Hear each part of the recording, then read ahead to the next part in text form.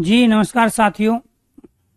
Good morning प्यारे दोस्तों। जय हिंद, वंदे मातरम, राधे राधे।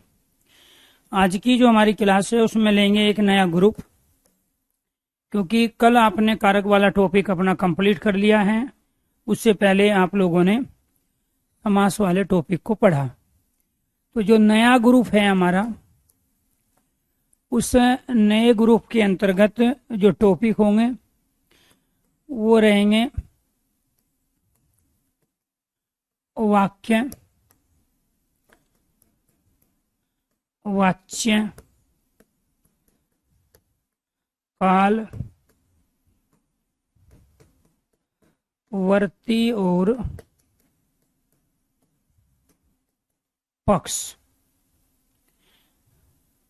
वाक्य, वाच्य, काल, वर्ती और पक्ष। तो ये 4 टॉपिक अब आपको सीक्वेंस में पढ़ने हैं। अब तक आपने जो भी पढ़ा है उन सब की हमें जरूरत पड़ेगी वाक्य में। जो आपने कारक चिन्ह जिनको हम प्रसर्ग कह रहे थे, उन प्रसर्गों के आधार पर वाक्य और वाच्य को समझने की कोशिश करेंगे। वाक्य में अशुद्धियां संज्ञा, सर्वनाम, विशेषण, क्रिया, क्रिया विशेषण, अव्यय और निपात की वजह से भी होती है। वाक्य में अशुद्धियां जो है लिंग वचन की वजह से भी होती है। वाक्य में अशुद्धियां विराम चिन्हों की वजह से भी होती है। ऐसे ही प्रसर्गों के आधार पर हम वाच्य को पहचानेंगे, कर्तवाच्य, कर्मवाच्य और भाववाच्य को। वर्ती और पक्ष समझ में तब आएगा जब काल और वाच्य और वाक्य समझ लेंगे। ये सारे के सारे एक दूसरे पर डिपेंड है, और इस ग्रुप के अंदर ये हमारे 4 टॉपिक हैं। क्लियर? अगर आप मेरी बात से एग्री करते हो और आवाज आप तक सही तरीके से पहुंच रही है और लिखा हुआ आपको सब कुछ क्लियर दिखाई दे रहा है, तो एक बार सारे स्टूडेंट ओके कीजिए, यस कीजिए। और आज एक नया टॉपिक वाक्य को पढ़िए। यहाँ पर एक है हमारा वर्ण, दूसरा होता है हमारा शब्द, एक होता है पद, और चौथा होता है वाक्य। दोस्तों, ये कै, मैं और ले, ये क्या कहलाता है? वर्ण। इनको हम एक साथ लिख देंगे तो ये क्या कहलाएगा? शब्द। और इस शब्द के साथ में हम दूसरे शब्दों का प्रयोग कर देते हैं तो ये बन जाता है हमारा पद। और इनके साथ और दूसरे हम पद का प्रयोग कर दें, कमल जल में खिलता है, तो ये कहलाता है हमारा वाक्य। ये क्या कहलाता है? वाक्य कहलाता है। तो जिनके टुकड़े या खंड ना हो, जिनके टुकड़े या खंड ना हो, वो वर्ण कहलाते हैं। वर्णों का सार्थक समूह, वर्णों का सार्थक समूह शब्द कहलाता है। शब्दों का सार्थक समूह पद कहलाता है। और पदों का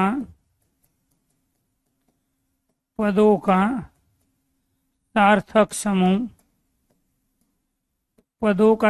समूह वाक्य कहलाता है। तो ये आपको ध्यान रखना है। जिसके टुकड़े या खंड ना हो वर्ण, वर्णों का सार्थक समूह शब्द, शब्दों का सार्थक समूह पद। मैं लिख ही देता हूं, वर्णों का सार्थक समूह शब्द कहलाता है, शब्दों का सार्थक समूह पद कहलाता है। और पदों का सार्थक समूह वाक्य कहलाता है।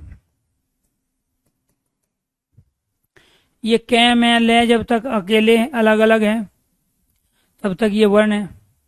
जब ये सारे एक साथ आ गए तो ये सार्थक शब्द बन गया। इस कमल का अर्थ मेडिकल स्टोर भी हो सकता है, पब्लिकेशन का नाम भी हो सकता है, किसी लड़के का नाम भी हो सकता है, ये बीजेपी का चुनाव चिन्ह भी हो सकता है, और ये रात को खिलने वाला, ये सूरज की रोशनी में खिलने वाला कमल भी हो सकता है। यहाँ कमल का जो फूल है, ये कमल केवल फूल ही है, ना ये लड़का है, ना ये बीजेपी का चुनाव चिन्ह है। यहाँ बस ये फूल की सेंस में है। तो जब शब्द अपने स्वतंत्र अर्थ दे तब तक तो वो शब्द है, और जब शब्द किसी दूसरे शब्द के साथ अपने संबंध को प्रकट कर दे, दूसरे शब्दों के साथ अपने संबंध को स्थापित कर दे, तो वो शब्द नहीं रहता, पद बन जाता है। जब पदों के साथ विभक्ति का प्रयोग हो, आप कारक पढ़ चुके हैं, का का प्रयोग होता है संबंध कारक में, का के की रे रारी, संबंध कारक में होता है षष्ठी विभक्ति छठी विभक्ति। तो यहाँ शब्दों के बीच में विभक्ति आ गई, और जब शब्दों के बीच में विभक्ति आ जाए तो वो शब्द नहीं पद बन जाते हैं। जब शब्दों का वाक्य में वाक्यांश में प्रयोग करते हैं तो वो शब्द नहीं रहते, पद बन जाते हैं। आपने पद की 3 परिभाषाएं सुनी।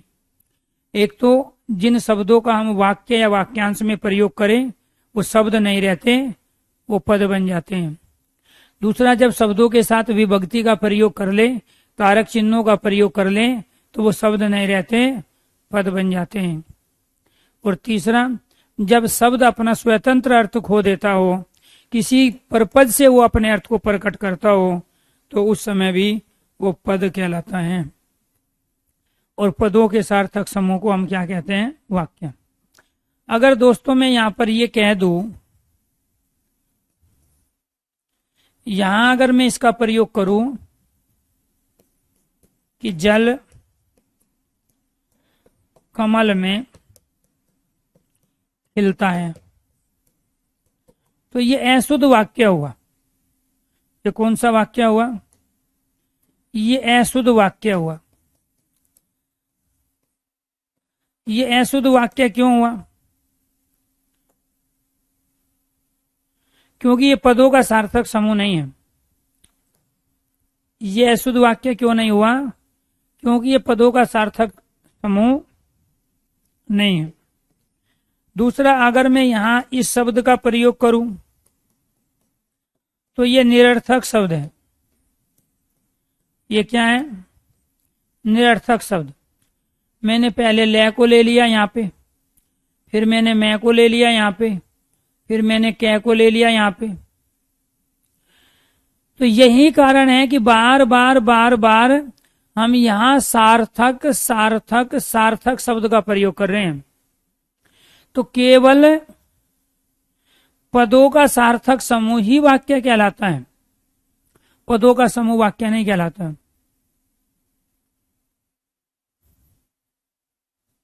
जी जी।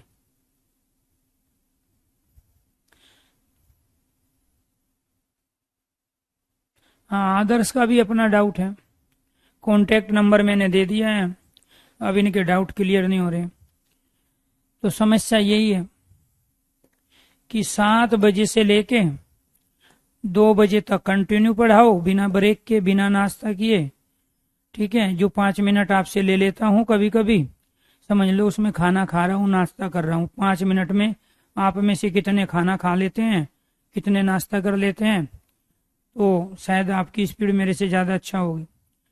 फिर 2 से 3 ब्रेक हैं, 3 बजे से 5 बजे ऑफलाइन पढ़ाओ, क्योंकि आजकल ड्यूटी पे तो जा नहीं रहे हैं, छुट्टियां हैं, कॉलेज बंद है हमारे।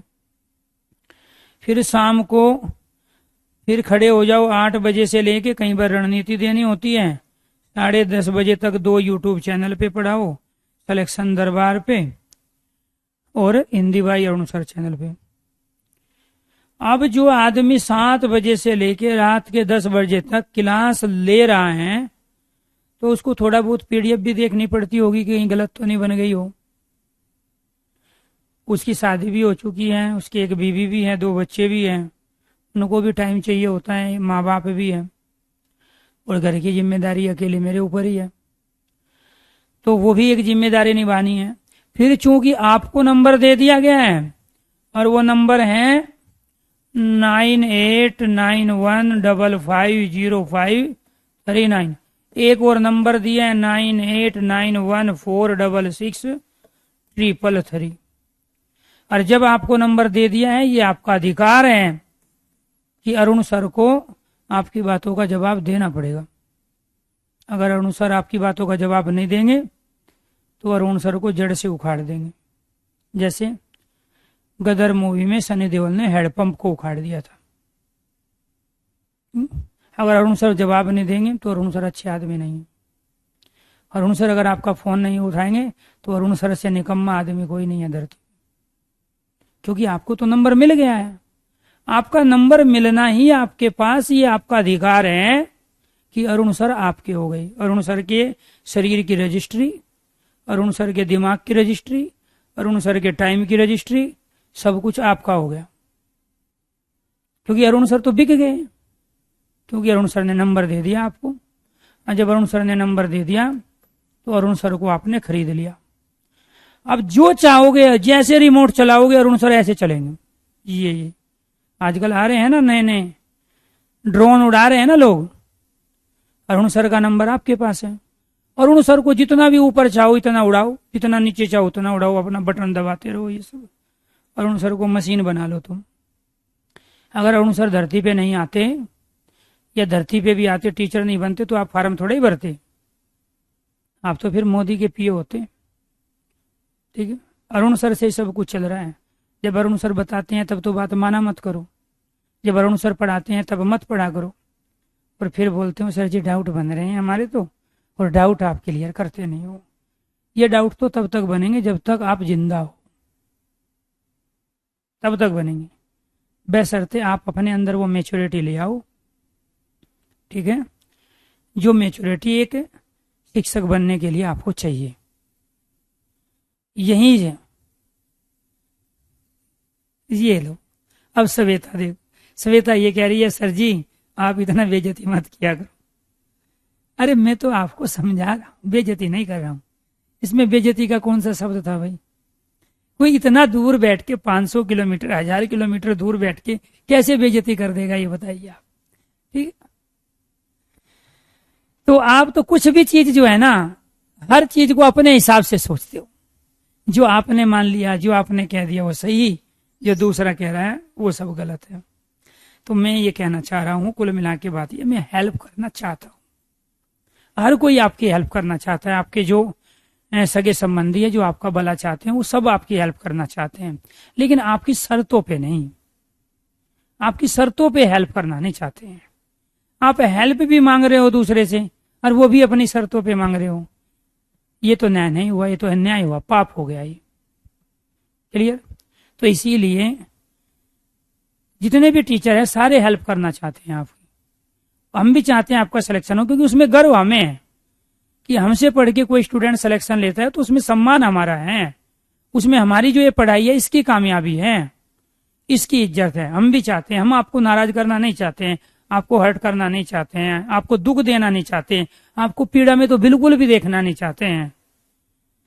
लेकिन समस्या यहाँ यही है कि जब पढ़ाई कर रहे होते हैं तो पढ़ाई के वक्त अगर हम पढ़ ले तो मैं ईमानदारी से कह रहा हूं आपको किसी से हेल्प मांगने की जरूरत नहीं है। आप खुद इतने कैपेबल होंगे कि 10 आदमी को आप खुद रोजगार दोगे। जी मिश्रा जी, आपके कारण ही हमने हिंदी में 30 में से 30 आया है, सीटेट क्लियर किया। चलो जी धन्यवाद, thank you thank you thank you. तो मैंने ये कहने की कोशिश की, आप अपने को इतना ऐसा है महसूस मत करो, आप इतना कमजोर भी मत फील करो, इतना अकेले भी मत फील करो कि आप दूसरे पे डिपेंड रह के ही अपनी जिंदगी को आगे बढ़ाओ। यार हमें कौन गाइड करने वाला था, हमें कौन सा डायरेक्शन देने वाला था? आपको तो रोज मिल रहे हैं ना।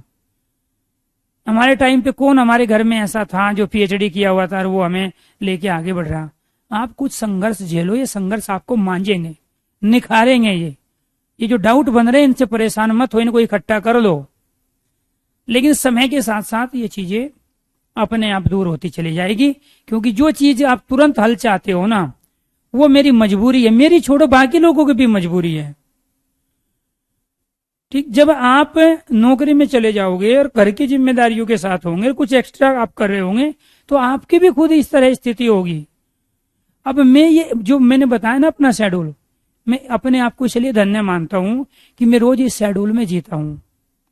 और इस शेड्यूल में जीने का सबसे ज्यादा फायदा मुझे क्या होता है कि मुझे किसी भी तरह का तनाव नहीं है, किसी भी तरह की पीड़ा नहीं है, किसी भी तरह का पाप मेरे से होता नहीं है। बस एक पाप कर सकता हूं मैं कि जो मैं कई बार आप लोगों को समझाने की कोशिश करता हूं और आप बुरा मान जाते हो, तो उसके अगेंस्ट मुझे पाप मिल सकता है। अदरवाइज मेरी इस पूरी दिनचर्या में कोई भी एक्टिविटी या कोई भी सेंटेंस ऐसा नहीं है कि मैं पिछले 15 साल से कोई पाप किया हूं। और मैं तो ये मानता हूं कि मैं तो अपना तो अगला जीवन भी बना लिया हूं, क्योंकि मैं सारा दिन सरस्वती की आराधना में हूं, पढ़ाई कर रहा हूं, आपको पढ़ा रहा हूं।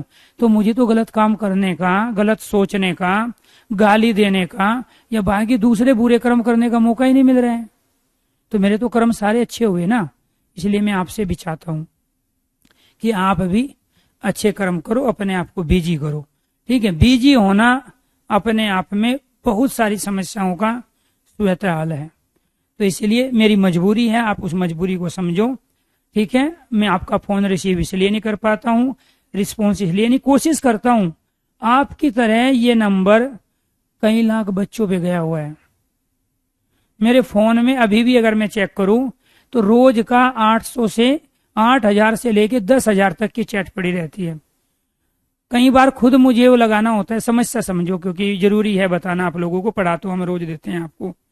जब मैं कहीं पर लोकेशन लगाता हूं ना गूगल की, मुझे जाना होता है, तो ईमानदारी से कह रहा हूं कि वो मेरी लोकेशन ही सही जगह नहीं पहुंच पाती है। मैं खुद इतना किसी की घंटी बजेगी, किसी के मैसेज आएंगे, किसी के कुछ आएंगे, और मुझे जाना कहीं होता है, तब तक मैं गाड़ी कहीं और मोड़ देता हूं। तो हालत देखो मेरी क्या है कि आप लोगों को नंबर देने के बावजूद मैं खुद लोकेशन लगा के कहीं जा रहा हूं, लोकेशन पे नहीं पहुंचता हूं कभी भी। किसी का फोन आ जाएगा, किसी का मैसेज आ जाएगा, लोकेशन दाएं बाएं हो जाएगी, फिर गई। अभी मैं खुद के अपने रिश्तेदारों के यहाँ पिछले 4 साल नहीं जा पाया हूं। उनके फोन आते हैं, जा तो नहीं रहा तो गलत बात हो गई, ऊपर से फोन भी नहीं उठा रहा हूं, रिस्पॉन्स भी नहीं कर रहा हूं, जबकि नंबर सेव है। क्यों? क्योंकि आप लोगों की कॉल इतनी पड़ी होती है, इसलिए नेचर हो गया है, हैबिट बन गई है कि फोन से जितना दूर रहेंगे उतना ही खुश रहेंगे। तो मजबूरी है। ठीक है, अब ये समझो। ठीक है, ऐसे मत कहा करो यार, हम मेहनत करते हैं आप लोगों के लिए, तो आप हम में ही कमी निकाल देते हो। एक आप ही तो सहारा हो हमारे, जो हमें खुशी देते हैं, जिनको हम डांट लेते हैं, अपने मन की बातें कर लेते हैं, और आप ही इस तरह से कहने लगोगे हमें, सर जी आप तो फोन नहीं उठाते। और वो तो खैर आपने तो नहीं कहा, कुछ बच्चे तो ये बोलते सर जी एटीट्यूड आ गया है आप में। तो बताओ, एटीट्यूड हम सिखाते हैं लोगों को, एटीट्यूड के बारे में हम पढ़ाते हैं, साइकोलॉजी के टीचर हम हैं, लोग हम में ही एटीट्यूड बताने लगे। ये क्या है? हमारा निरर्थक शब्द है। ये क्या है? हमारा निरर्थक शब्द। लेमक आज तक ना तो आपने कहीं पढ़ा है, ना सुना है, ना देखा है। ठीक है, ठीक है, तो ये आपको ध्यान रखना है। लेकिन ये सार्थक शब्द है। वर्णों के समूह को हम शब्द कहे, ये डेफिनेशन गलत है, लेकिन वर्णों का सार्थक समूह क्या कहलाता है? शब्द कहलाता है। तो इसीलिए हमने बार बार सार्थक का मतलब होता है जो अर्थ के साथ हो, से अर्थ, और बाद में यहां लगा दिया हमने क्या। ऐसे परिवार से पहले से लगा देंगे तो इसका मतलब क्या हो जाएगा? सह परिवार। तो जब आपकी नौकरी लग जाएगी तो आप सह परिवार मेरे घर आना जरूर, मोस्ट वेलकम है। ठीक है, 2 घर हैं मेरे, एक तो शालीमार बाग में है जहां मैं थोड़े कुछ दिन के बाद शिफ्ट हो जाऊंगा, और दूसरा घर मेरा ग्रेटर नोएडा में, जहां से मैं अभी क्लास ले रहा हूँ। ग्रेटर नोएडा में मैं जलवायु विहार में रहता हूँ। जलवायु विहार एयरफोर्स नेवी की एक बढ़िया सोसाइटी है। ठीक है, जहां से अभी जो IAS टॉपर हुई है, ठीक है, इशिता किशोर, वो हमारी पड़ोसन है। ठीक है, तो 2 यहाँ पे IAS सिलेक्शन हुए हैं, एक का फर्स्ट रैंक है इशिता किशोर का, एक का 142वां रैंक है। तो मैं 2 साल से यहाँ हूँ। कोविड के दौरान दिल्ली में चीजें थोड़ा सा डराने वाली हुई, इसलिए मैं निकल के आ गया इधर तो परिवार के साथ, क्योंकि बुजुर्ग माँ बाप थे तो उनको भी देखना था। तो उनके हिसाब से दिल्ली ठीक ठाक नहीं थी। ठीक है, यहाँ वो आराम से रह रहे हैं, कभी गांव चले जाते हैं, कभी मेरे पास आ जाते हैं। दूसरा शालीमार बाग में है, ईडी ब्लॉक के अंदर, ठीक है। तो वहां पे मैं चला जाऊंगा अभी 4-5 महीने के बाद। दोबारा से फिर दिल्ली शिफ्ट हो रहा हूँ, क्योंकि मेरी जो जॉब है यहाँ वो मुझे मज़ा नहीं आया। ग्रेटर नोएडा में गौतम बुद्ध यूनिवर्सिटी में असिस्टेंट प्रोफेसर हूँ, तो उसमें मुझे काम करने में मज़ा नहीं आ रहा है, तो मैं अपनी पुरानी नौकरी पे जा रहा हूँ। तो दूसरी, क्योंकि 1 साल के अंदर आप जिस नौकरी को छोड़ के आते हो वो नौकरी आपकी ही होती है, बशर्ते आपने इंटीमेशन डिपार्टमेंट को दे के ही रिजाइन दिया हो। तो आपकी नॉलेज के लिए बता देते हैं, अगर आपकी नौकरी लगेगी कहीं, एक पहले छोटी नौकरी लगेगी, तो जब आपको उसको छोड़ के बड़ी नौकरी में जाना होता हो तो वहां से आपको एनओसी भी लेना होता है, परमिशन भी लेनी होती है, और साथ के साथ उसको इंटीमेशन भी देना है कि 1 साल के अंदर मैं अपनी जॉब पे वापस आना चाहता हूँ। तो उस दौरान आप 1 साल के अंदर वापस जा सकते हो उस पर, क्योंकि उधर मेरा प्रमोशन हो गया है, ठीक है। उस जॉब में रहते रहते अगर मैं वहां होता तो कुछ दिन के बाद में वाइस प्रिंसिपल जो है जॉब मैं अपना ज्वाइन कर लेता, लेकिन अब मेरा अगली लिस्ट में आएगा, क्योंकि मैंने चूंकि रिजाइन दिया, दूसरी में असिस्टेंट प्रोफेसर में आया और इसके बाद में फिर जा रहा हूँ। तो अगली लिस्ट जो भी आएगी उसमें मैं as a vice principal Delhi के अंदर काम करूँगा। और दूसरी चीज़ ये है कि आप जब भी सिलेक्शन पा जाओ तो मेरा को ज़्यादा खुशी होगी आप लोगों से मिलके, ठीक है, क्योंकि धुरंधर तो आप ही हो। मेरे पास जो था वो तो मैं आपको दे दिया, लेकिन आपके पास भी ऐसा बहुत कुछ है जो परमात्मा ने आपको दिया है, और वो मैं तभी सीख पाऊंगा आपसे जब आप मिलोगे। तो ये रहा यहाँ पे कमल का फूल शब्दों का सार्थक समूह। अब इसमें ये भी शब्द है, ये भी शब्द है, ये भी शब्द है, लेकिन ये शब्द केवल तब तक था जब यहाँ कमल आ गया, ये का आ गया और ये फूल आ गया। तो कमल, का और फूल, ये शब्द केवल तब तक है जब तक ये अलग अलग है, ठीक है। तो ये क्या है, ये अलग अलग है, ये शब्द कहलाए। लेकिन जब इनका प्रयोग किसी वाक्यांश में, किसी सेंटेंस में हम करेंगे, किसी वाक्यांश में, किसी सेंटेंस में हम करेंगे, तो ये शब्द नहीं रहेंगे, ये पद बन जाएंगे। क्या बन जाएंगे? ये पद बन जाएंगे। कमल जल में खिलता है, 1 2 3 4 5 पद हैं, और पदों के समूह को क्या कह रहे हैं? वाक्य। लेकिन ये परिभाषा भी अपने आप में पूरी नहीं है। क्यों पूरी नहीं है? क्योंकि पदों के, वाक्य के जो तत्व होते हैं वो 6 तत्व होते हैं। वाक्य के अवयव, वाक्य के तत्व, वाक्य के घटक कितने होते? 6। जब तक इनमें ये 6 तत्व अवयव नहीं होंगे तब तक कोई भी वाक्य शुद्ध वाक्य नहीं कहलाएगा। एक तो होता है वाक्य में योग्यता, दूसरा होता है क्रमबद्धता, तीसरा होता है स्पष्टता,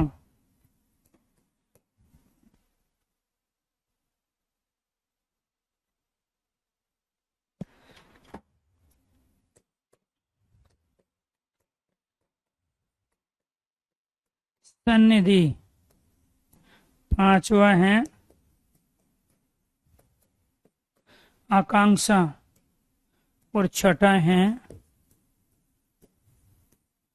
अन्वय। तो यहां पर जो ये वाक्य कहा गया कि कमल जल में खिलता है, ये अपने आप में शुद्ध वाक्य था। क्यों? क्योंकि यहाँ पदों का सार्थक समूह है। लेकिन जल कमल में खिलता है, ये अशुद्ध है, क्योंकि यहां हमने क्या कर दिया? क्रम चेंज कर दिया। तो जब तक पदों के बीच में सही क्रम नहीं होगा, सीक्वेंस नहीं होगा, तो वो शुद्ध वाक्य नहीं कहलाएंगे। वो क्या है? शुद्ध वाक्य नहीं कहलाएंगे। सुपर टेट की बुक ऑलरेडी आप ले सकते हो। मेरी यूट्यूब की जो पिछली 2 क्लासें हुई हैं हिंदी बाई अनुसार पे और सिलेक्शन दरबार पे, उसमें बुक का लिंक दिया गया है। तो वहां उस लिंक पे आप विजिट कीजिए, और मेरी जितनी भी बुक है वो सारी शो होगी, चाहे वो सीटेट वाली बुक है, या फिर वो बिहार टीचर के लिए है, या सुपर टेट के लिए है, या डीएसएसबी के लिए है। तो वहां पे आप उस लिंक पे विजिट कीजिए। मैंने 2 जो मेरी क्लास हुई यूट्यूब की पिछली, कल और परसों, उसमें मैंने लिंक दिया गया है। आप एकदम फ्लिपकार्ट, अमेजोन वहां पे पहुंच जाओगे, वहां से आप ले लेना। तो यहाँ जल कमल में खिलता है, तो इसमें हमने क्या कर दिया? क्रम चेंज हो गया। इसकी वजह से ये वाक्य अशुद्ध हो गया, क्योंकि पदों के बीच में क्रम नहीं है। कमल के स्थान पे जल है, जल के स्थान पे कमल है, और इस वजह से वाक्य अशुद्ध है। ये वाक्य निरर्थक इसलिए है क्योंकि इसका कोई मीनिंग नहीं है, इसका कोई मीनिंग नहीं है। इसीलिए जिनके टुकड़े या खंड ना हो वे वर्ण कहलाते हैं। वर्णों के सार्थक समूह को शब्द कहते हैं, और शब्दों के सार्थक समूह को पद कहते हैं, पदों के सार्थक समूह को हम वाक्य कहते हैं। लेकिन कोई भी वाक्य शुद्ध वाक्य तब माना जाएगा जब उसके अंदर ये 6 तत्व मौजूद होंगे। हमारा शरीर पृथ्वी, जल, वायु, अग्नि और आकाश, इन 5 तत्वों से मिलकर बना है। हमारा शरीर पृथ्वी, जल, वायु, अग्नि और आकाश 5 तत्वों से मिलकर बनता है। ऐसे ही वाक्य इन 6 तत्वों से मिलकर बनता है, तभी वो शुद्ध वाक्य कहलाता है। और साथ के साथ आपको ये भी ध्यान रखना है, जिस प्रकार पानी के लिए 2 तत्वों की आवश्यकता है, एक हाइड्रोजन दूसरी ऑक्सीजन, ऐसी शुद्ध वाक्य के लिए बनाने के लिए हमें इन 6 तत्वों की आवश्यकता होती है। बुक के रिगार्डिंग जितने भी आप लोगों के कमेंट हैं, तो उन सब का एक ही इलाज है। यूट्यूब की जो मैंने क्लास ली Hindi by Arun sir channel पे, सिलेक्शन दरबार पे, डिस्क्रिप्शन बॉक्स में बुक का लिंक दिया गया है। लिंक को टच करो और डायरेक्ट पहुंच जाओ बुक पे। चाहे वो DSSB की, चाहे वो BPSC के थ्रू जो एग्जाम होना है टीचिंग का, प्राथमिक, माध्यमिक, उच्च माध्यमिक, चाहे वो इसके साथ आपका सुपर टेट की बुक हो या फिर CTET वाली बुक हो, ठीक, उस पर डिस्काउंट है 25%। ठीक है, चलो जी। तो यहाँ योग्यता किसे कह रहे हैं? देखो यहां सेंटेंस आ गया, अग्नि से पौधे, अग्नि से पौधे सींचे जाते हैं, अग्नि से पौधे सींचे जाते हैं। क्रमबद्धता,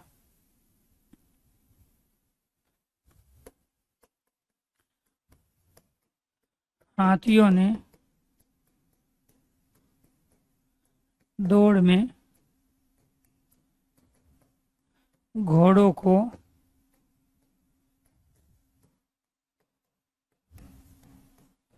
हाथी ने दौड़ में घोड़ों को पछाड़ दिया, हाथी ने दौड़ में घोड़ों को पछाड़ दिया।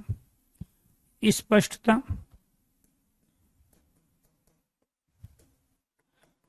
आता है सन्निधि, राम ने रावण को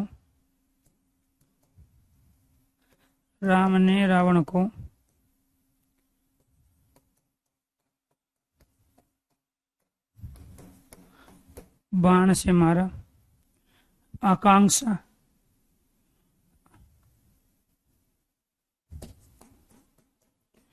राजा दशरथ के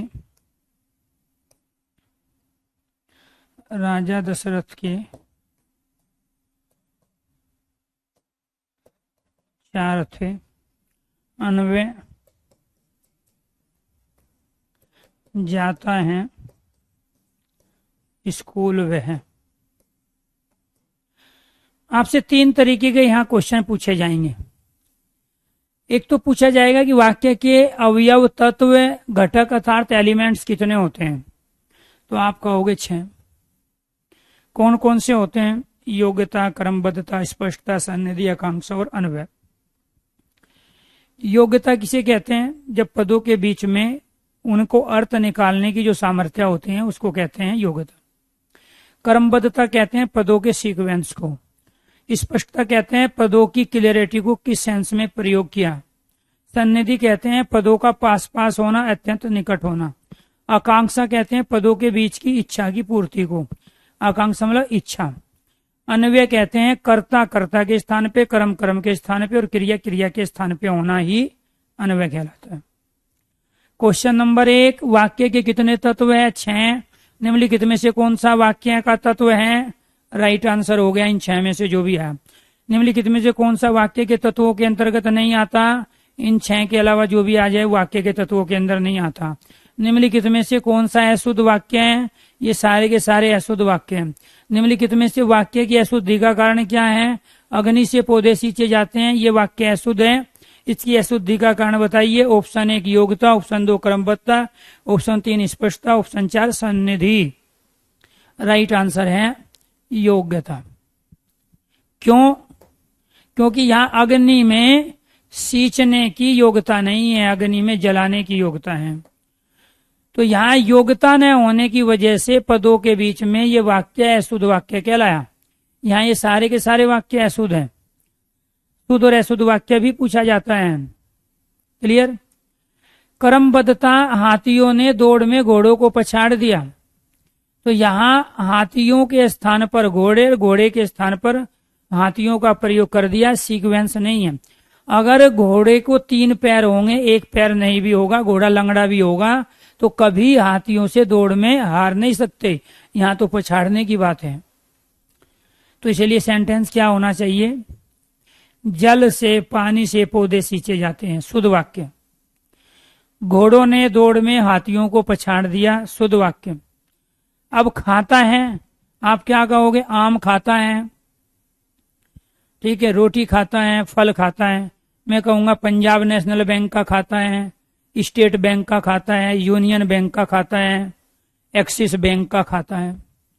तो ये जो खाता है किस सेंस में प्रयोग किया गया, इसकी क्लियरिटी नहीं है, स्पष्टता नहीं है। और जब तक शब्द अपने अर्थ को स्पष्ट नहीं करेगा, जब तक सेंटेंस अपने भाव को स्पष्ट नहीं करेगा, क्लियर नहीं करेगा, तब तक वो शुद्ध वाक्य नहीं कहलाएगा। दूसरी चीज सन्निधि। सन्निधि का अर्थ होता है अत्यंत निकटता। पदों का सेंटेंस में पास पास होना जरूरी है। बोलते समय आप समान क्रम में शब्दों का उच्चारण करोगे, समान समय लोगे, ऐसा नहीं करोगे। आज कहा आपने राम ने और कल क्लास में आके कहा रावण को मारा था, ये जिंदगी में कभी वाक्य नहीं बनेगा। तो बोलते समय और लिखते समय पदों का पास पास होना अर्थात समान समय पर उनका उच्चारण करना जरूरी है। जैसे यहाँ राम ने, इसमें गैप इतना है, यहाँ ज्यादा है, यहाँ इससे ज्यादा है, यहाँ सबसे ज्यादा है, यहाँ कम है, यहाँ ये। तो ये अशुद्ध वाक्य हुआ। किसकी वजह से? सार्थक शब्द तो थे, सारे ही सार्थक शब्द हैं, लेकिन सार्थक शब्द पद होते हुए भी शुद्ध वाक्य नहीं है। क्यों? किसी में योग्यता नहीं है, किसी में क्रमबद्धता, किसी में स्पष्टता नहीं है, इसमें सन्निधि नहीं है, पदों का पास पास। अरे जब हमने ये वाक्य लिखे हैं तो इसमें समान दूरी प्रयोग की है ना। इसमें देखो, जितना गैप यहाँ इतना ही गैप इनमें है, जितना गैप इसमें है इतना ही गैप इनमें भी है। तो यहाँ सन्निधि तो है लेकिन यहाँ योग्यता नहीं है। यहाँ सन्निधि है लेकिन यहाँ क्रमबद्धता नहीं है। यहाँ सन्निधि है लेकिन यहाँ स्पष्टता नहीं है। और यहाँ सारे सार्थक शब्द भी थे, योग्यता भी थी। राम में योग्यता है रावण को मारने की, तभी रावण को मरना पड़ा। यहाँ योग्यता भी है, यहाँ क्रमबद्धता भी है, यहाँ स्पष्टता भी है, लेकिन इसमें सन्निधि नहीं है, इसलिए वाक्य अशुद्ध हो गया। राजा दशरथ के 4 थे। अब राजा दशरथ के 4 क्या थे? हाथी थे, घोड़े थे, महल थे। तो यहाँ जो शब्द आएगा वो शब्द क्या है? राजा दशरथ के 4 थे। तो यहाँ आएगा राजा दशरथ के 4 पुत्र थे। इस शब्द, इस पूरे वाक्य को इस शब्द की आकांक्षा है, इच्छा है। तो आपको ये ध्यान रखना है, राजा दशरथ के 4 क्या थे? पुत्र थे। जब तक ये पुत्र शब्द इस सेंटेंस को नहीं मिलेगा तब तक इसकी इच्छा पूरी नहीं होगी, और जब तक इच्छा पूरी नहीं होगी तब तक ये अपने भाव को, अपने अर्थ को क्लियर नहीं करेगा। अन्वय, जाता है स्कूल वह। कर्ता को कर्ता के स्थान पे रखना पहले, कर्म को दूसरे स्थान पे रखना, क्रिया को बाद में रखना अन्वय कहलाता है। ये अन्वय न होने के कारण वाक्य अशुद्ध है। इसमें पहले क्रिया, फिर कर्म, फिर कर्ता रख दिया बाद में। तो कर्ता कर्म क्रिया का वाक्य में निश्चित स्थान अन्वय कहलाता है। क्या कहलाता है? अन्वय कहलाता है। कई बार कविताओं में भी करना पड़ता है। चमक उठी सन 57 में वह तलवार पुरानी थी, और बुंदेले हर बोलो के मुंह से हमने सुनी कहानी थी, खूब लड़ी मर्दानी। वह तो, अब ये लाइन किसके लिए आई? इसमें कोई शब्द ही नहीं आया। दोबारा ध्यान से सुनो। चमक उठी सन 57 में वह तलवार पुरानी थी, और बुंदेले हर बोलो के मुंह से हमने सुनी कहानी थी, खूब लड़ी मर्दानी। वह तो, ये पंक्ति किसके लिए आई है? इसमें वो शब्द ही नहीं है, वो लास्ट में आया है। खूब लड़ी मर्दानी वह तो झांसे वाली रानी थी। तो झांसे वाली रानी को बाद में से उठा के चमक उठी सन 57 में वह तलवार पुरानी थी, इसका अर्थ समझना ही क्या कहलाया? अन्वय।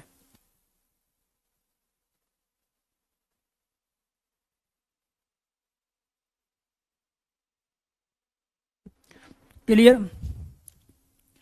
चलो जी, यही तो दिक्कत है। अब ये कह रहा है जी झांसे वाली रानी है, झांसे वाली रानी कहाँ थी इसमें? चमक उठी सन 57 में वह तलवार पुरानी, इसमें झांसे वाली रानी है कहीं? बुंदेले अरबोलों के मुंह से हमने सुनी कहानी, इसमें है कहीं झांसे वाली रानी? लक्ष्मीबाई है इसमें शब्द? खूब लड़ी मर्दानी वह तो इसमें है कहीं? हमने प्रयोग ही नहीं किया। अपना दिमाग लगाए जा रहे हो सर जी झांसे वाली रानी, रट्टा मारा हुआ है सर जी झांसे वाली रानी। अब एक भाई है आलोक, 4 बार बता दिया सन्निधि क्या है, अब तक समझ में नहीं आया, और कह रहा है मैं 4200, 4600, 4800 की पे ग्रेड पे नौकरी करूंगा। ठीक, 4 अगेन 4 अगेन 4 अगेन 10 बार भी समझाऊंगा आलोक, समझ में नहीं आएगा। क्यों? आप 2026 की तैयारी कर रहे हो। ठीक है, 23-24 में किसी और को भर्ती होने दो। ठीक है, 25 में मेहनत करना, 26 में नौकरी लग जाएगी। एक ही चीज को 10 बार बता लूं या 50 बार बता लूं, चीजें बदलेगी नहीं। ध्यान तुम्हारा कहीं और गया हुआ है। एक छोटी सी चीज को 3 बार बता चुका हूं अभी। सर जी 4 अगेन अगेन 4 अगेन।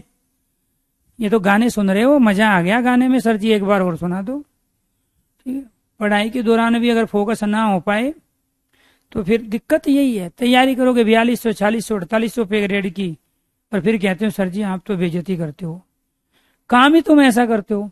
राम ने लक्ष्मण को बाण से मारा, अरे इसमें बीच में कहीं कम गैप है, कहीं ज्यादा गैप है, कहीं कम गैप है, कहीं ज्यादा गैप है। तो अगर हम पदों के बीच में कम और ज्यादा गैप करेंगे तो वो शुद्ध वाक्य नहीं कहलाएगा। उसी को कहते हैं सन्निधि।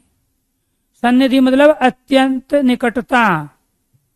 क्या कहते हैं? अत्यंत निकटता। अब तुम्हें कहानी सुनानी पड़ेगी इसके लिए। रामलीला मैदान है एक दिल्ली गेट के पास, दिल्ली के अंदर। ठीक है, वहां पे राहुल गांधी की एक रैली हुई, और उस रैली के अंदर चारपाई मंगाई गई पब्लिक के लिए कि हम लोगों को जमीन में नहीं बैठाएंगे, खड़े करके अपने आप सोफे पे बैठ के हम रैली को संबोधित नहीं करेंगे। अगर हम बैठे हैं सोफों पे तो पब्लिक भी चारपाई पे बैठेगी। चारपाई मंगाई गई। ये सच्ची घटना बता रहा हूं। रामलीला मैदान है जहां अन्ना का आंदोलन हुआ था। जाकिर हुसैन कॉलेज है उसी के पास में, मैं भी वहीं से ग्रेजुएशन किया हूं। उसके बाद पीजी मेरी हिंदी कॉलेज से है, बाकी मैंने दिल्ली यूनिवर्सिटी से ही सारी अपनी एकेडमी ली है। तो वहां जब राहुल गांधी रैली को संबोधित करने आए तो राहुल गांधी को आदत थी पर्चियों से बोलने की। उसको छोटी छोटी पर्ची बना के दी जाती थी कि ये बोलना है आपको। अब हुआ क्या कि जो पर्ची उसने पढ़ी थी, पहले से रटी हुई थी उसकी, वो पर्ची ना मिल के कुछ और दूसरी पर्ची मिल गई, वो पढ़ी हुई नहीं थी। अब वो बोलना शुरू कर रहे थे, हाँ मैं ये कहना चाहता हूं नरेंद्र मोदी ने ये कर दिया, वो कर दिया, क्या कर दिया, वो पर्ची पढ़ नहीं पाए। पर्ची पढ़े तो नीचे गर्दन करनी पड़ेगी, तो नीचे पढ़ते थे फिर ऊपर बोलते थे, नीचे पढ़ते थे फिर ऊपर आके बोलते थे। पब्लिक को आ गया गुस्सा। क्यों गुस्सा आ गया? क्योंकि सन्निधि नहीं थी बोलते समय। एक बार बोले कुछ, फिर बांह चढ़ाने लगे ऐसे करके। पब्लिक को गुस्सा आ गया, चारपाई तोड़ दी पब्लिक ने। 3 चारपाई बची थी सिर्फ, कई हजार चारपाई आई थी, सारी चारपाई बिना पैरों के कर दी। क्यों कर दी? क्योंकि सन्निधि नहीं प्रयोग कर पा रहे थे। ऐसा कह रहे थे राम ने, थोड़ी देर बाद बोलेंगे रावण को मारा था, तो ये वाक्य बनेगा जिंदगी में कभी? इस बात को मैंने इस बात से पहले 6 बार बताया आपको, तो भी आपकी समझ में नहीं आया। बाकी बच्चों की समझ में आ गया। इसका मतलब क्या हुआ? बाकी बच्चों का आईक्यू लेवल अच्छा है, आपका आईक्यू लेवल जिसकी समझ में नहीं आ रहा है थोड़ा कम है। इसलिए आप तैयारी कर रहे हो 2025 और 26 की, और बाकी बच्चे तैयारी कर रहे हैं 2023 और 24 की। ये अंतर है। तो बोलते समय शब्दों को उच्चारण के दौरान समान अंतराल पे शब्दों का उच्चारण करो। ऐसे मत करो राम ने रावण को मारा। सन्निधि है ही नहीं, सन्निधि है नहीं तो खत्म।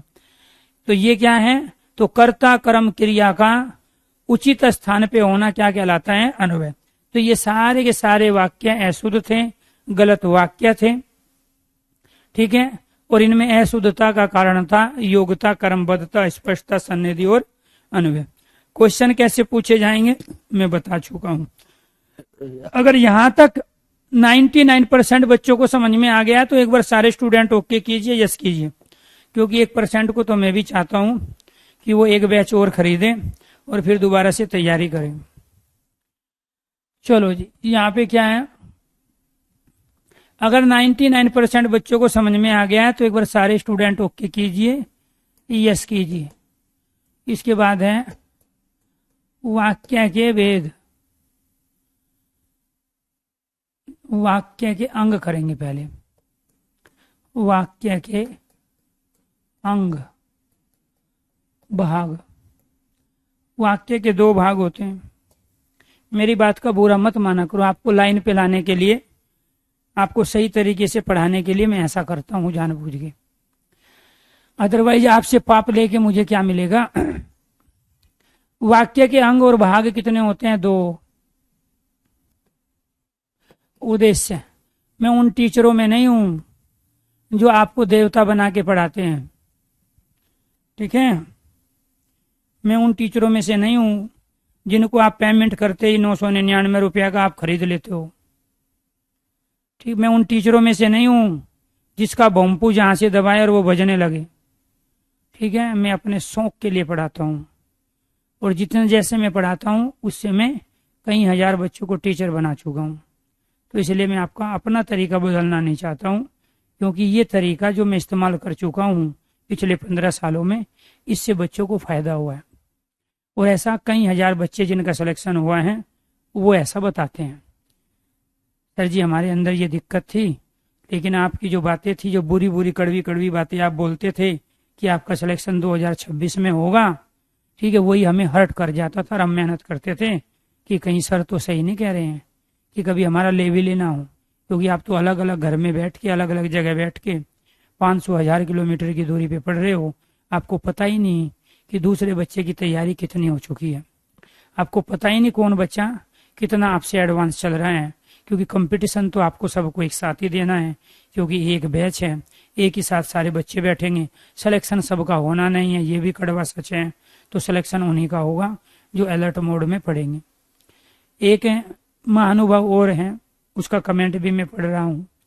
कल भी ये वही कमेंट था, आज भी वही कमेंट है। कम से कम 150 से ज्यादा बार कमेंट हो चुका होगा, कल भी था और आज भी था। और मैं जवाब इसलिए नहीं देना चाहता हूँ क्योंकि मैंने अगर जवाब दिया तो वो फिर रट लेंगे।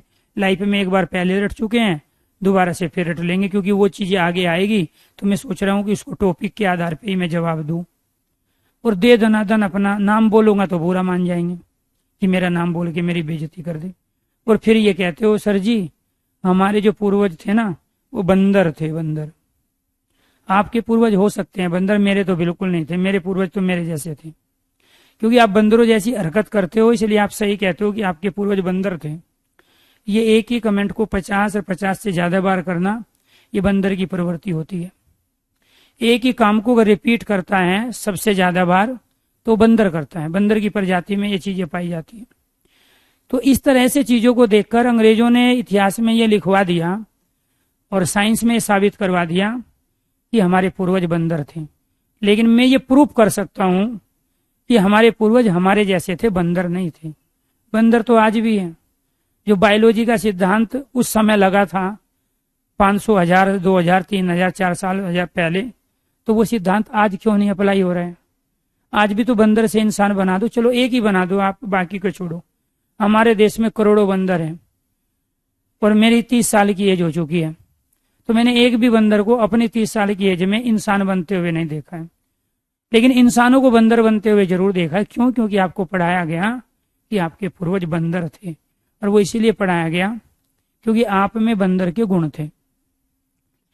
तो इसीलिए मैंने कई बार यही कहा, कुछ चीज ऐसी है, जरूरी नहीं है जो आप कमेंट कर रहे हो उसका आंसर मैं तुरंत दूं, क्योंकि आप रट लोगे। कोई क्वेश्चन आपने मेरे से पूछा और मैंने उसका आंसर दे दिया तो लाइफ में एक बार पहले भी आप रट चुके, दोबारा फिर। लेकिन जब उसके बैकग्राउंड में जाएंगे, उसके पूरे कॉन्सेप्ट को समझाएंगे, जब वो टॉपिक आएगा आगे, तो आपको अपने आप ही क्लियर होगा, आपका टॉपिक बचेगा ही नहीं, डाउट बचेगा ही नहीं। तो एक होता है हमारा उद्देश्य, और इस उद्देश्य को हम क्या कहते हैं, कर्ता कहते हैं। मैं ये बातें क्यों करता हूं पढ़ाई के बीच बीच में? मैं केवल इसलिए करता हूं, पढ़ने से सिलेक्शन नहीं होता है। सिलेक्शन 3 वजह से होता है, इस बात को आप मानो। फाइनल टीचर की नौकरी जिनकी भी लगी है और आगे भी जिनकी लगेगी, 3 वजह से लगेगी। एक तो उसमें सरकारी आदमी के गुण होने चाहिए। क्या होने चाहिए? सरकारी आदमी के गुण होने चाहिए। दूसरा, उसके पास स्मार्टनेस होनी चाहिए। तीसरा, उसके पास रणनीति होनी चाहिए। और चौथा, उसकी पढ़ाई में निरंतरता होनी चाहिए। ये 4 गुण हैं जो किसी भी इंसान को सफल बनाते हैं, जो किसी भी इंसान को शिक्षक बनाते हैं। अगर आप ये कह रहे हो कि पढ़ के भर्ती होते हैं, तो पढ़ तो सारे रहे हैं, फिर सभी भर्ती हो जाएंगे। लेकिन आप में से केवल वे ही लोग भर्ती होंगे जिसके अंदर एक सरकारी शिक्षक के कहो, एक सरकारी नौकरी के गुण आ चुके हैं। आपकी पर्सनालिटी उस तरह की हो गई है। दूसरा, आपके अंदर स्मार्टनेस है कि क्या पढ़ना है, क्या नहीं पढ़ना है, कैसे पढ़ना है।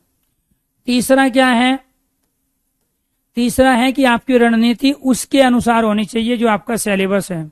और चौथा, आपकी पढ़ाई में निरंतरता होनी चाहिए। ऐसे नहीं एक दिन 10 घंटे और एक दिन 2 घंटे भी नहीं पढ़े। और जब तक ये 4 गुण आपके अंदर नहीं होंगे, 4 खूबी, तब तक सफलता आपसे दूरी बनाए हुए है। सफलता क्या है? दूरी। आपको ये गलत फहमी है कि पढ़ने से सिलेक्शन होता है। मैंने एक से एक धुरंधर को देखा है जो जीआरएफ है, लेकिन वो DSSB में, एनवीएस में, केवीएस में सिलेक्शन नहीं ले पाए। मैंने एक से एक धुरंधर को देखा है जिनको सब्जेक्ट की नॉलेज जबरदस्त है, जो पढ़ा भी रहे हैं, दुनिया उनसे पढ़ भी रही है, लेकिन वो खुद सिलेक्शन नहीं ले पाए। तो इससे साबित होता है कि पढ़ने से सिलेक्शन नहीं होता है।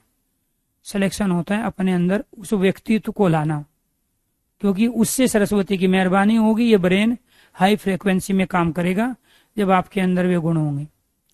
दूसरा, आपके अंदर स्मार्टनेस। हार्डवर्क नहीं करना है, स्मार्टनेस का प्रयोग करना है। तीसरा, पढ़ाई में निरंतरता और रणनीति। जब तक ये चीजें आप नहीं करोगे तब तक आपको समय लगेगा। किसी को 1.5 साल, किसी को 2 साल, किसी को 3 साल, कुछ बच्चों को 5-5 साल हो गया तैयारी करते हुए। बीएड बहुत पहले किया हुआ है, बात बनी नहीं है। उसका रीजन यही होता है। उद्देश्य अर्थात कर्ता, इसे कहेंगे। वाक्य में क्रिया को संपन्न, वाक्य में क्रिया को संपन्न करने वाले अर्थात क्रिया को संपादित करने वाला कर्ता या उद्देश्य कहलाता है। कर्ता या उद्देश्य कहलाता है। तो यहां वाक्य वाले टॉपिक में कर्ता को कर्ता ना कह के हम क्या कहेंगे? उद्देश्य कहेंगे। दूसरा होता है विधेय। दूसरा क्या होता है? विधेय को कहते हैं क्रिया। ये क्रिया जो मैंने कोष्ठ में लिखी है यहाँ कर्ता, या आपकी भलाई के लिए लिखी है, अदरवाइज हम उद्देश्य और विधेय कहेंगे। वाक्य के 2 अंग होते हैं, एक उद्देश्य और दूसरा विधेय। कर्ता द्वारा जो क्रिया संपन्न होती है उसे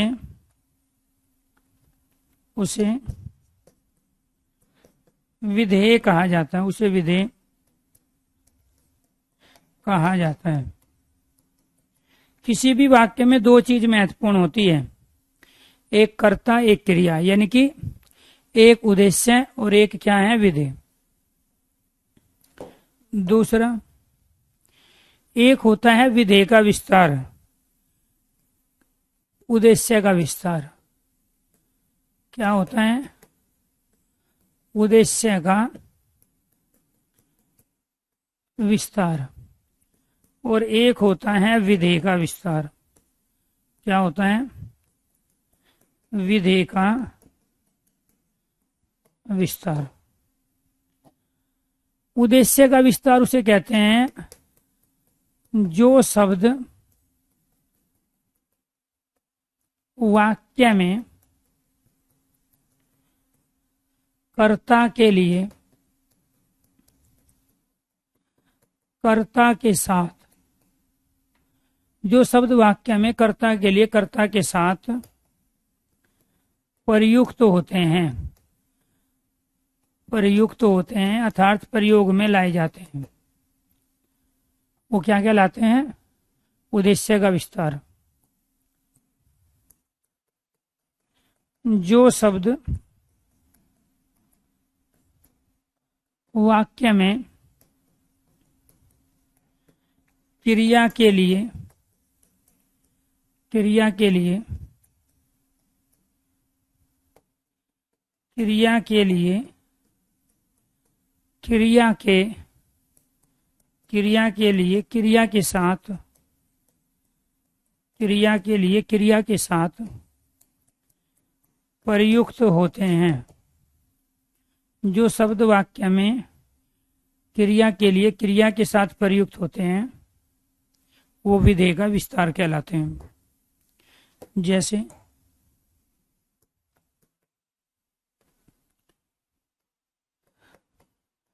घोड़ा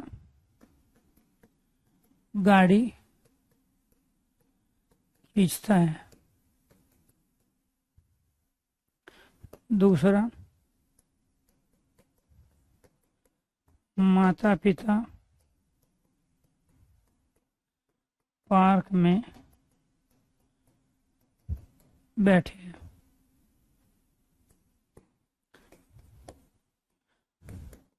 वह स्कूल जाता है। मोहन, पवन, राम, श्याम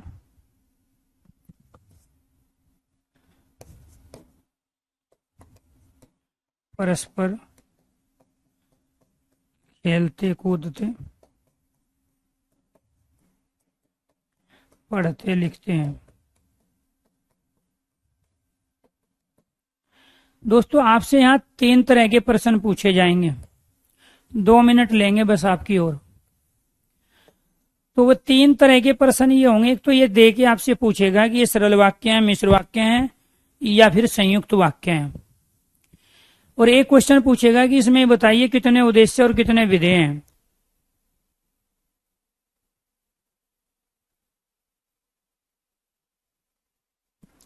कितने उद्देश्य और कितने विधेय। और तीसरा ये पूछा जाएगा इसमें उद्देश्य क्या है, विधेय क्या है, उद्देश्य का विस्तार क्या और विधेय का विस्तार क्या। घोड़ा करता है इसलिए ये उद्देश्य कहलाएगा, खींचता क्रिया है इसीलिए इसको विधेय कहा जाएगा, गाड़ी क्रिया के लिए आए हैं इसलिए ये विधेय का विस्तार होंगे। यहाँ पे माता पिता इसमें कर्ता है इसलिए उद्देश्य है, बैठे इसमें क्रिया है इसीलिए इनको विधेय कहेंगे। बैठे कहाँ है, पार्क में, ये शब्द क्रिया के लिए आए हैं, विधेय का विस्तार कहलाएगा।